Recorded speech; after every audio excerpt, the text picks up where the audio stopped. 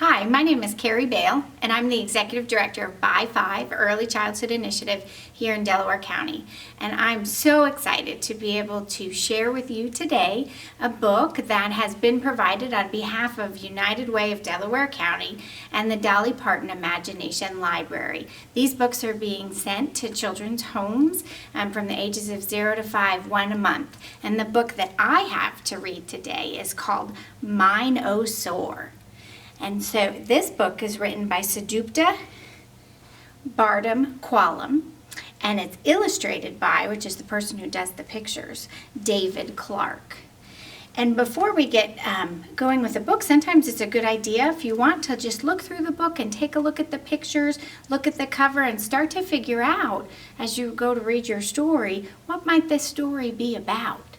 And we have some big dinosaur words in this book today, and so if you struggle with those, it's okay to go ahead and call the dinosaur whatever you would like. And so why don't we go ahead and get started with Mine-O-Saur.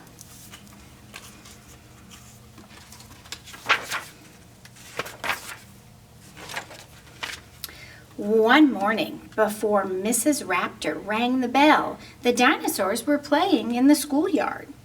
And all of a sudden, they had heard a roar. Mine, mine, mine. Oh no, muttered Stegosaurus. Here comes Mine-O-Saurus.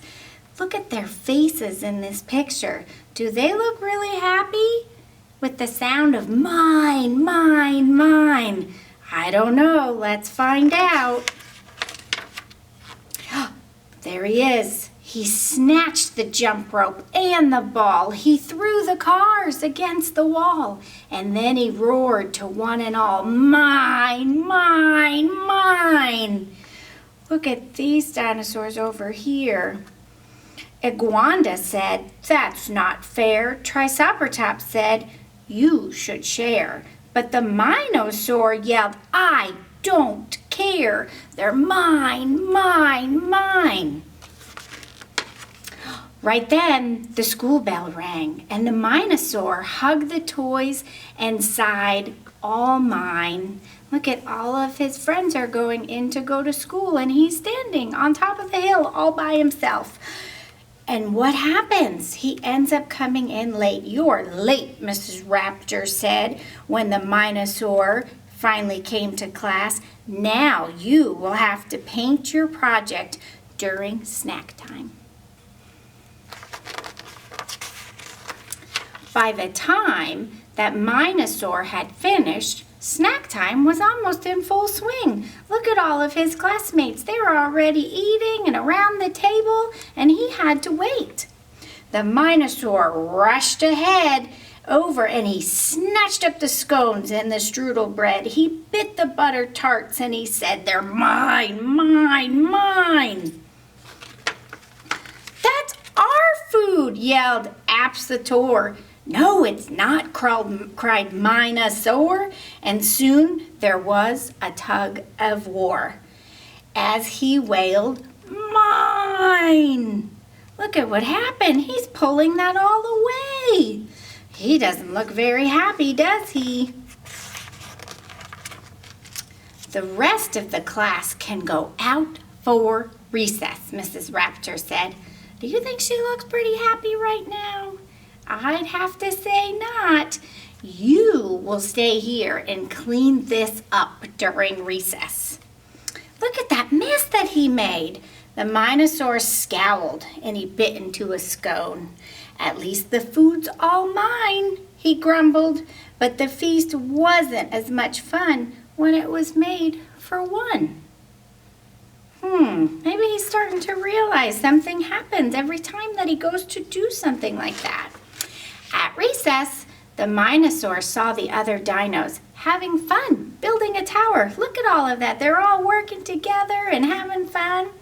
His arms started flailing all around and the tower came tumbling down to the ground. And he grabbed a bunch of the blocks and he frowned. And what do you think he said? They're mine, mine, mine. What do you think his friends are going to say now? "How could you?" yelled Iguanodon. "It's wrecked now," said Pterodon. The Mine-O-Saur said, "Oh, come on, these blocks are mine." The dinos all rolled their eyes. Finally, Triceratops says, "Let's go, guys." And off they walk, away from Mine-O-Saur. "I don't need them anyway," said Mine-O-Saur. "I'll build a better tower all by myself." And look, he did. He built a tower, but he did it all by himself. "Look at this," he shouted, "the biggest tower ever." But there were no other dinos around to hear. Where'd they all go? I think that they might have all left. At the other end of the play yard, the rest of the dinos were laughing and playing. They didn't seem to miss Mine-O-Saur at all. The Mine-O-Saur began to shake. "There's nothing left for me to take. No toys at all, for goodness sake, and they don't care." Do you think maybe Mine-O-Saur is starting to wonder if maybe taking things from everybody is not such a good idea? The Mine-O-Saur, he wanted to laugh and play too, so he gathered up all the stuff that was his and he headed towards the dinos. And Mine-O-Saur asked, "Do you want some snacks?" The other dinosaurs, they turned their backs. "I've brought the blocks for us to stack. Come on, let's share." I don't know. What do you think they're going to do? Do you think they'll end up sharing with them? Let's see. The Mine-O-Saur tried saying, "Please, I've brought some toys. I'll give you these." The dinos stared down at their knees. They just didn't care. "Okay then," said Mine-O-Saur. He put all the stuff down. "You guys should play." What do you think? Is he looking kind of sad and lonely there? I'd say so. The dinosaurs, they looked at each other. "Isn't this your stuff?" asked Stegosaurus. And the Mine-O-Saur shook his head. "I shouldn't have taken it." And the Mine-O-Saur was still walking away when he heard the dinos shout, "Wait!" Wonder what they're going to say to him. They said, "We want to play with you," said Mine-O-Saur. "You really do?" The dinosaurs nodded. "Yes, it's true. If you'll share, it's fine." And the Mine-O-Saur yelled, "It's a deal! I have the thing I want," he squealed. "You don't know how this makes me feel. My friends, you're mine.